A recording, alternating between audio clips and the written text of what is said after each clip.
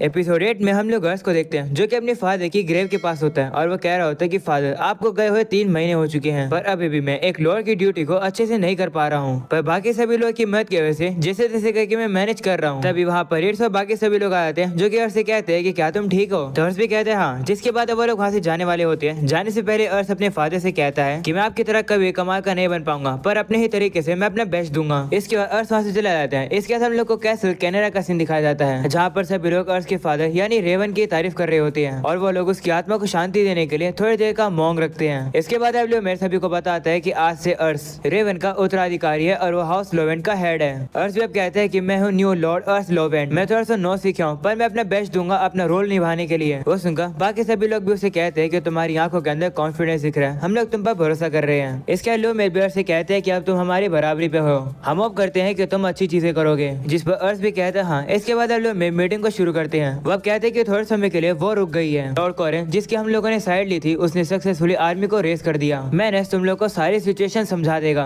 तो मैनेस बताता है कि मिशन प्रोविंस की जो कैपिटल है वो एरकेंटेस है। उसको करंटली लॉर्ड वासमार्क्यू ने ऑक्यूपाई कर रखा है। उसके पास सोल्जर्स और रिसोर्सेज है हम लोगों से भी ज्यादा। पर उसका जो बड़ा भाई है वो ट्रेडिंग सिटी और सैम्पलर को कंट्रोल करता है जिससे कि हम लोग को इकोनॉमिक सुपीरियरिटी मिलती है। इन दोनों सिटीज की जो पावर है वो इक्वल है। इस वजह से जो आसपास की जो डिस्ट्रिक्ट है वो अपना डिसीजन लेंगे कि आखिर वो किसको सपोर्ट करेंगे। इस वजह से जो कॉरन है वो नेवरिन डिस्ट्रिक्ट को अपनी साइड करने की कोशिश कर रहा है। पर पेरिना जो कि वेस्ट में उसने कॉरन की बात नहीं मानी। पेरिना एक छोटी सी डोमेन है और उसकी आर्मी भी काफी कम है। जो सबसे शॉर्टेस्ट रूट है जिसके जरिए हम लोग एरकेंटेस के ऊपर हमला कर सकते हैं उसके लिए हम लोग को पेरिना को पार करना होगा। तो अब लूमेर कहने लगते हैं कि दूसरे शब्दों में कहें कि जब तक हम लोग पेरिना को अपने कंट्रोल में नहीं करेंगे तो हम लोग बैटल में फ्रंट में ज्यादा एफिशिएंट नहीं रह पाएंगे। इसकी वजह से हमारे हारने के चांसेस बढ़ जाएंगे। हम पेरिना को बिना फोर्स के या फिर बिना फाइट करे अपनी साइड करना चाहते हैं पर वो मना करें तो हम लोग को जबरदस्ती लड़ाई करनी पड़ेगी उनके साथ। इसलिए हम लोग पेरिना को पूरी तरीके से खत्म कर देंगे। वो सुनकर अर्श उनसे कहते हैं कि क्या आप ये मौका हमें दे सकते हो कि हम लोग पेरिना को मनाने की कोशिश करेंगे। वो सुनकर सभी शौक हो जाते हैं और वो से पूछते हैं कि आखिर वो कहना क्या चाहता है। तो अर्श उन लोगों को कुछ दिन पहले की बात बताता है। हम लोग को भी अब पहले का सीन दिखाया जाता है जहाँ पर रोसेल कहते हैं कि कुछ तो गड़बड़ है। पेरिना को पता है कि अगर हम लोग उसके ऊपर हमला करेंगे तो वो खत्म हो जाएंगे पर फिर भी वो लोग हमारी बात नहीं मान रहे। इसका मतलब कुछ न कुछ तो वो हम लोगों से छुपा रहे हैं जो कि हम लोग देख नहीं पा रहे हैं। रीड्स भी कहते हैं कि मुझे भी ऐसे लगता है। तो अर्श भी कहते हैं कि तुम लोग को ऐसा क्यों लगता है। इस पर रोसेल कहता है कि पता नहीं पर उन लोग के ऊपर पहले अटैक करना काफी ज्यादा रूड रहेगा तो बेहतर ये रहेगा कि हम लोग सबसे पहले पता लगाए कि वहाँ क्या चल रहा है। तो अर्श कहता है ठीक है लेकिन हम लोग को वहाँ की इन्फॉर्मेशन मिलेगी कैसे।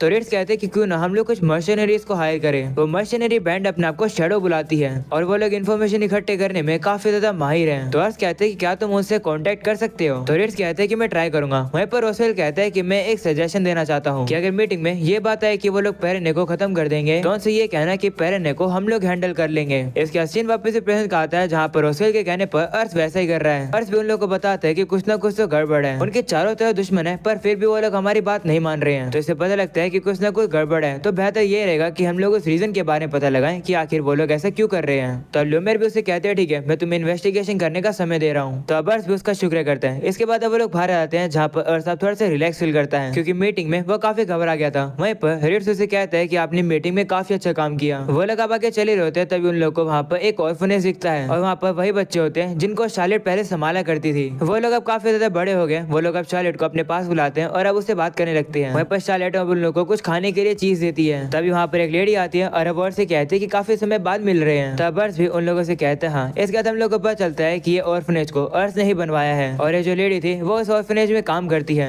और उन बच्चों का ख्याल रखती है जिनका ख्याल पहले शार्लेट रखा करती थी। अर्श ये भी कहता है कि उसने उन लेडी से ये भी कहा था कि जितने हो सके उतने अनाथ बच्चों को इस ऑर्फनेज में लेकर आओ जिससे कि कोई भी बच्चा भूखा न रह सके। अर्श अब देखता है कि उस ऑर्फनेज में सारे बच्चे अब बड़े हो चुके हैं जिसे का वो कहता है कि सभी बच्चे अपनी जर्नी पर अकेले अब जा सकते हैं। वो लोग इतने बड़े हो गए हैं। वहीं पर अब शार्लेट उन बच्चों से कह रही होती है कि तुम लोग बड़े होकर क्या करने वाले हो। जिस पर एक बच्चा कहता है कि मैं तो लूमेर आर्मी के लिए एक टेस्ट दूंगा और आर्मी ज्वाइन करने का मैं ट्राई करूंगा। वहीं पर एक लड़की कहती है कि मैं तो कैसल में मेड बनने का ट्राई करूंगी। इसी तरीके से बाकी बच्चे भी अपने कुछ न कुछ ड्रीम्स बता रहे होते हैं। वो लोग अर्श का शुक्र करते हैं उन लोगों की लाइफ को बदलने के लिए। जिस पर अर्श कहता है कि अकेले मैंने ही मदद नहीं करी है, शार्लेट ने अपनी ज्यादातर सैलरी इस जगह पर लगाई है, वो भी तुम सभी लोगों के लिए। ये सुनकर सभी बच्चे काफी खुश होते हैं और वो शार्लेट का भी शुक्रिया करते हैं। तब शार्लेट भी खुश आती है। इसके बाद वो बच्चे वहाँ से चले जाते हैं। जाने से पहले वो कहते हैं कि हम लोग काफी ज्यादा मेहनत करेंगे और वो वहाँ से चले जाते हैं। वहीं पर शार्लेट कहने लगती है कि पहले मैं सोचा करती थी कि मैं सभी लोगों को अपने साथ लैम्बर्ग में लेकर चलूंगी पर इन लोगों को यहाँ पर रहने रहने देने का डिसीजन अच्छा रहा। तो अर्श कहते हैं कि लैम्बर्ग भी काफी खूबसूरत जगह है रहने के लिए, और अगर ये लोग एक बड़ी सी सिटी में रहेंगे तो इन लोगों को काफी सारी नई अपॉर्चुनिटीज मिलेंगी। बच्चों को काफी सारी चीजें देखनी चाहिए और सीखनी चाहिए, और उन लोगों को खुद चूज करना चाहिए कि उन लोगों को लाइफ में क्या करना है।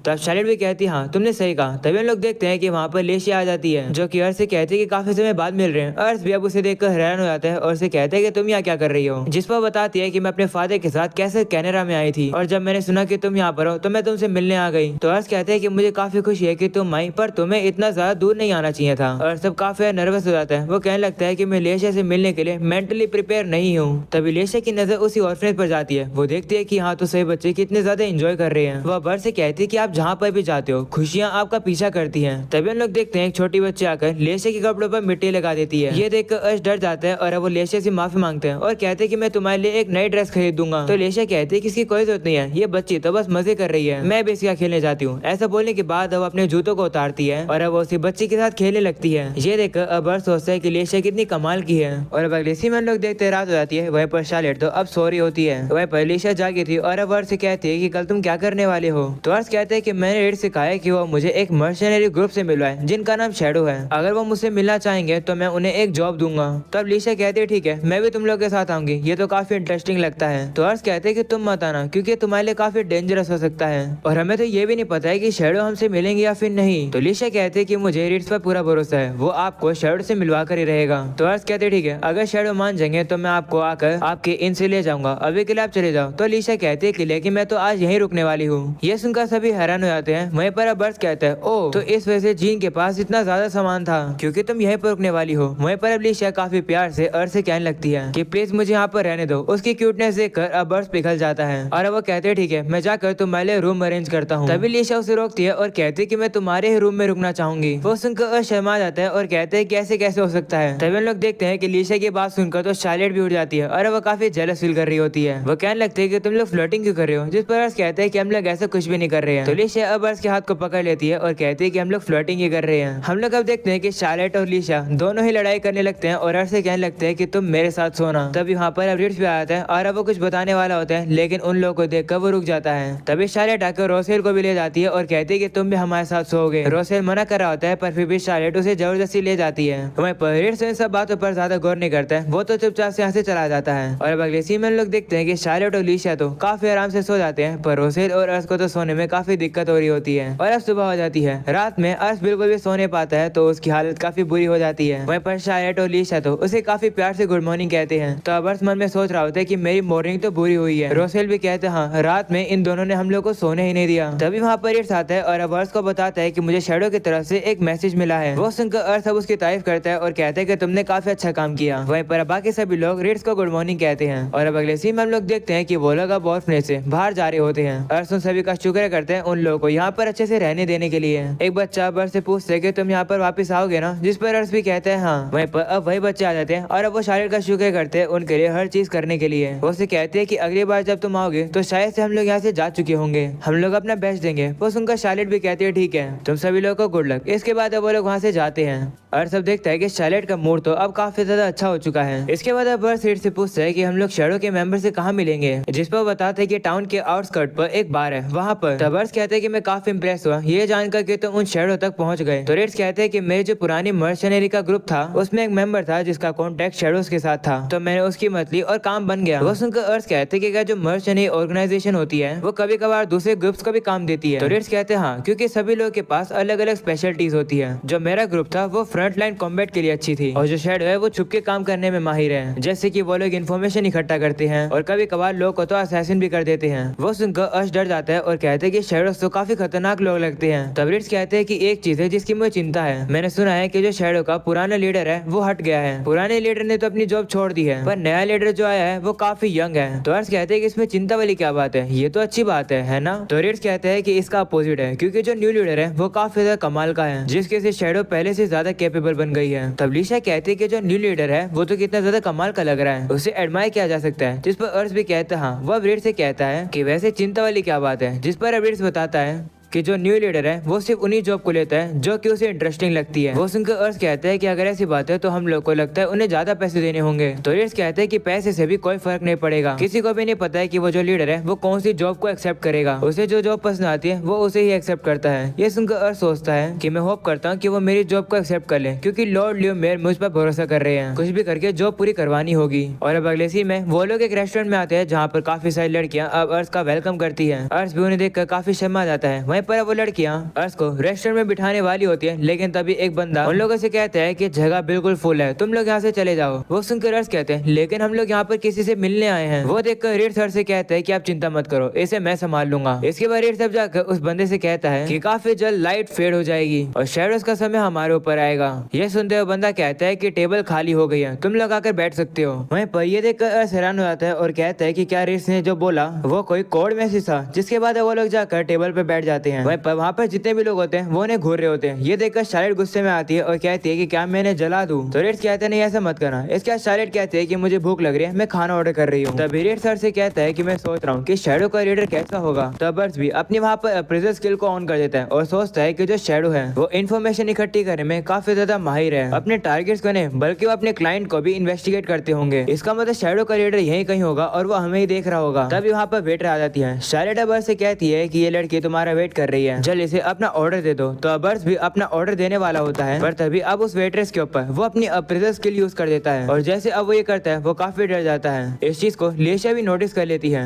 तभी वो लड़की अर्श से कहती है कि कुछ हुआ है क्या, जिस पर अर्श कहते हैं नहीं। वो अब कहते हैं कि मेरे लिए एक जूस ला दो। तब वो उसके लिए जूस लेने के लिए चली जाती है। तभी अर्श कहता है कि मुझे वॉशरूम जाना है और अब वो वहाँ से चला जाता है। अर्श वॉशरूम में आकर काफी डर जाता है और कहता है कि आखिर ये अभी मैंने क्या देखा।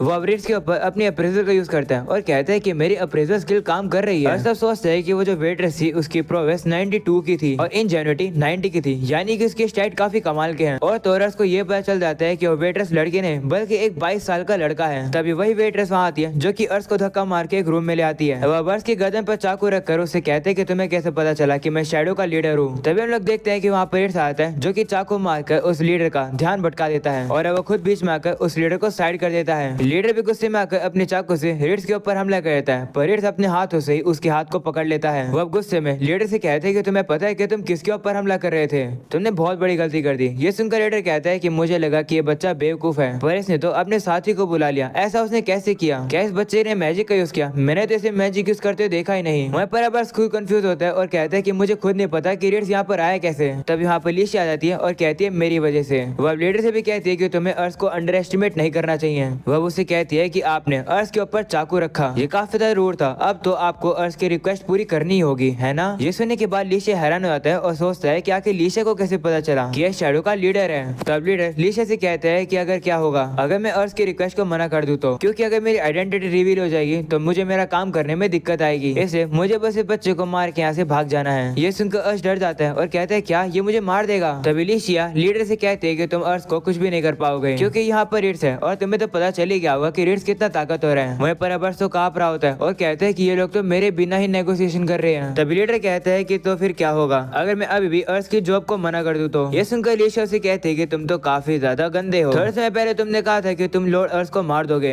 अगर तुमने ऐसा कुछ भी करा तो मैं दुनिया की अंत तक आ जाऊंगी तुम्हें मारने के लिए, पर तुम्हें मैं मार के रहूंगी। ये सुनने के बाद अर्श कहते हैं कि लिशा तो काफी डरावनी है। वहीं पर वो लीडर भी हंसने लगता है और कहते हैं कि कितनी डरावनी लड़की है। वह उन लोगों से कहते हैं माफ करना मेरे रूड बिहेवियर के लिए। तो लिशा कहते हैं ठीक है तुम्हें फिर से कोई भी मौका नहीं मिलेगा। तो लीडर भी मान जाता है और अब अर्श से कहता है कि आगे बढ़ने से पहले मुझे ये बताओ कि तुम्हें ये कैसे पता चला कि मैं कौन हूँ, क्योंकि मेरा डिस्गाइज तो बिल्कुल परफेक्ट है। तो अर्श कहते हैं कि मेरे पास एक अप्रेजल स्किल है जिससे कि मैं दूसरों की एबिलिटीज देख सकता हूँ। इस बात पर लीडर बिलीव नहीं करता है और अब अर्श से कहता है कि मुझे और प्रूफ चाहिए कि तुम्हारे पास अप्रेजल स्किल है। तो अर्श कहता है तुम्हारा मजाक है ना, ऐसा मैं क्या करूँ जिससे कि तुम्हें मुझ पर भरोसा हो जाए। तभी वो लीडर ये बात सुनने के बाद काफी हैरान हो जाता है और वो उसे कहता है कि मैं ना मजाक नहीं है। ये सुनकर अर्श कहता है ओ ये तो गलती हो गई। तो लीडर कहते हैं नहीं गलती नहीं हुई है, वो नाम मेरा पहले हुआ करता था पर मैंने वो नाम छोड़ दिया, अब मेरा नाम फैम है। पर अगर तुम मेरे नाम बता सकते हो तो इसका मतलब तुम्हारी पावर सही में कमाल की है। वबर से कहते हैं कि मुझे तुम पसंद है, ठीक है मैं तुम्हारी जॉब एक्सेप्ट करूंगा, क्योंकि अगर नहीं करूंगा तो ये लोग मुझे मार देंगे और मैं मरना नहीं चाहता हूँ। तो अर्श कहते हैं कि क्या तुम श्योर हो, क्योंकि मैंने अभी तक तुम्हें बताया नहीं है कि जॉब क्या है और तुम तो मेरे बारे में भी कुछ नहीं जानते हो। जिस पर फैम कहते हैं कि तुम्हारे बारे में जानने की कोई जरूरत नहीं है, एक बंदे के आसपास जैसे लोग होते हैं मैं उसे देखकर समझ जाता हूँ कि वो बंदा कैसा है। तुम्हारे साथ जो मेल्किन है ये काफी ताकतवर है और ये लड़की तो और ज्यादा डरावनी है और ये तुम्हें काफी एडमायर भी करती है। लिशिया ये सुनकर कहती हाँ तुमने सही कहा। तभी लीडर अब अर्श से कहता है कि मैं तुम्हारी जॉब करूंगा, चलो पीछे चलकर बात करते हैं। ऐसा बोलकर वहाँ से चला जाता है। वहीं पर अर्श उसका शुक्र करता है। तभी लीडर्स भी लिशिया का शुक्र करता है मदद करने के लिए। वो सुनकर अर्श पूछता है कि लिशिया ने क्या किया है। तो लिशिया से बताती कि जब तुमने वेट्रेस को देखा था तब तुम्हारे एक्सप्रेशन चेंज हो गए थे। इससे मुझे पता चल गया कि वो वेट्रेस इस शैडो की बॉस है और इसके बारे में मैंने रीड्स को बताया और रीड्स तुम्हारे पीछे आ गया। ये सुनकर अर्श सोचता है कि लीडर को भी मेरे उस समय पर एक्सप्रेशन देखकर समझ आ गया होगा कि मुझे उसके बारे में पता चल गया है। वहीं पर अब लिशिया अर्श से कहती है कि इतने ज्यादा ट्रांसपेरेंट मत बना करो, जरा शांत रहा करो। तो अर्श कहते हैं ठीक है, वैसे शुक्रिया, तुमने मेरी जान बचा ली। अर्श अब अपने मन में सोचते है कि लिशिया तो काफी डरावनी है। और अब अगले सीन में अर्श अब लीडर को बताता है कि आखिर उसकी जॉब क्या है। उसे ये पता लगाना है कि आखिर पेरेनार डिस्ट्रिक्ट हार क्यों नहीं मान रहा है। वह बर्ड से कहते हैं कि मैं इस जॉब को कर सकता हूँ, पर पेमेंट में मैं तुमसे 1 गोल्ड कॉइन लूंगा और एडवांस में अभी कहिए तुम मुझे 3 सिल्वर कॉइन दे दो। तो अर्श कहते हैं ठीक है, वैसे तुम्हें इन्वेस्टिगेशन करने में कितना समय लगेगा। जिस पर वो कहता है कि मुझे सिर्फ 5 दिन लगेंगे, मुझे 5 दिन बाद यही मिलना। ये सुनकर अर्श हैरान हो जाता है। कहते हैं क्या 5 दिन? 5 दिन तो बहुत जल्दी है, तुम कर तो पाओगे ना 5 दिन में जॉब को पूरा। जिस पर लीडर कहते हैं चिंता मत करो, इन्फॉर्मेशन इकट्ठा करना ही हमारी स्पेशलिटी है, तुम्हारी ये जॉब पूरी हो जाएगी। ये सुनकर अर्श खुश हो जाता है और कहते हैं ठीक है फिर इस जॉब को जल्दी से पूरा करो। और अब इसी के साथ हो जाता है ये एपिसोड यहीं पर खत्म। अगले एपिसोड में हम लोग को पता चल जाएगा कि आखिर पेरेनार डिस्ट्रिक्ट हार क्यों नहीं मान रही है। नेक्स्ट एपिसोड काफी कमाल का है जो कि तुम लोग को अगले हफ्ते देखने को मिलेगा। जल्दी से चैनल को सब्सक्राइब करके और नोटिफिकेशन ऑन कर दो, जैसे एपिसोड आएगा तुम लोग को इस चैनल पर देखने को मिल जाएगा। पर आज के लिए इतना ही, इस वीडियो को जरूर से लाइक करके जाना। मिलते हैं अगले एपिसोड में, तब तक के लिए बाय बाय।